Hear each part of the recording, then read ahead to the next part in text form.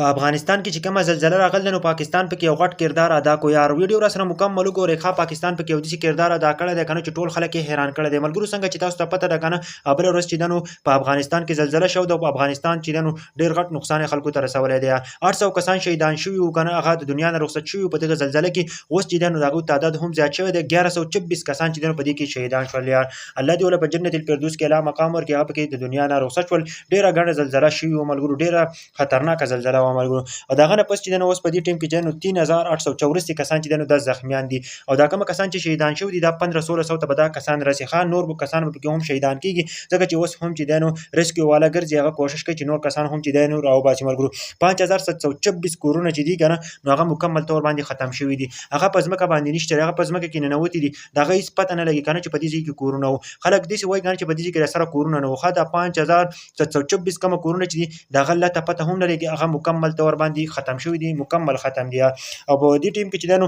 4300 کورونه دي دي کنه چې هغه کورونه شته پرې ځمکه باندې او هغه چې دنو د اوسېدو قابل نه دي هغه دي کنه چې ډیر زیات خراب دي نو څوک پکې اوسېدای نشي یا چې دا باندې چتونه نشته د دیوالونه نشته نو څوک پکې نشي اوسېدلی او په دې ټیم کې چې پاکستان یو کم کردار ادا کړی دی کنه دا زموږ د فرد د فخر خبره ده چې افغانستان په دې ټیم کې چې دنو په سخته کې دی افغانستان باندې زلزله راغلی ده افغانستان حکومت هم چې دنو دا نشي برداشت کولای هغه خپل کوششونه کوي خو بیا هم نشي برداشت کولای نور ملکونه چې دنو دغه سره مدد کوي او پاکستان چې دنو هغه سره کم مدد کړي پاکستان چې دنو یو کم کارنامه کړی د ملګرو پاکستان والے چې دنو افغانستان والے ته ویلي چې تاسو بغیر ویزونه چې دنو پاکستان ته راځي او دا کوم زخمیان چې دنو تاسو په پاکستان کې دی علاج کولای شي یار ډیره خولي خبره کړې ده یار پاکستان چې دنو نن یو ښه کار کړی دی یو غټه کارنامه یې کړې ده د افغانستان هم زمونږ ورونه دي د پاکستان هم زمونږ ورونه دي نن چې د پاکستان حکومت کومه فیصله کړله زمونږ زړونه چې دنو خوشاله کړل ځکه چې د افغانستان باندې نن سخت راغله هغه باندې زلزله راغله هغه باندې آفت راغی زموږ پاکستان دغه سره سات دی یار